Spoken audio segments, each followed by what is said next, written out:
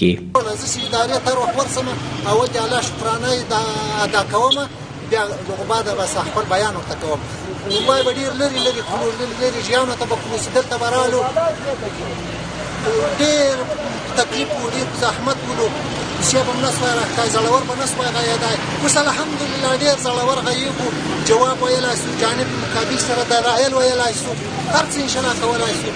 اوس توپیر دغه دی چې پخوا به رشوت ډېر اخیستل کېدو، مثلا یو ځای ته چې به دې ځان رسول په ډېرو پیسو به دې ځان رسول، یعنې موږ تقریبا 10 کاله کې چې داوم کړې ده.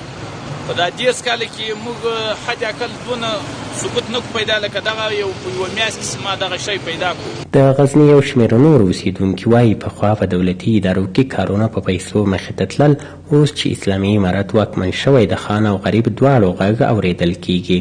پخوا چې مظلومان و، غریب خلک و، بیچاره و، شناخت یې نه درلودی، واسطه یې نه درلوده، پیسې نه درلودې، د هغو خلکو عریضې نه خلاصېدلې. اوس غریبانو مثال بیچاره خلک یا شناخت نه لري یا واسطه نه لري، د هغو خلکو ټول دلته کار کېږي. هر دفتر که مریم کارم که بند میشد می 5 دقیقه خلاص بریم پراتون بخدا هیچ گپ نه، کلگیش خوب د خوشحالی، خوب د آرامی، خوب د اخلاق، کلگیش فیصله مونږ کوي. ورته مهال د غزني والي وایي ټولو دولتي ادارو ته یې سپارښتنه کړې چې خپلې ټولې چارې له قانوني اصولو سره سمې مخې ته یوسي، که په دې برخه کې بې غوري وکړي دوی به ورسره قانوني چلند وکړي.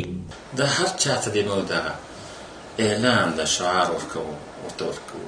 شعار هم ده چې اداري فساد له منځه وړل، په دې ملک عدالت تامینول، د خلکو ته خپل حقوق په سالمه طریقه رسول، دا د موږ د شعار قرباني مې دغه لپاره ورکړې ده چې اسلامي نظام تطبیق سي، شریعت نافظ سي. شریعت په نافظولو کې بیا د اداري فساد بالکل ختم.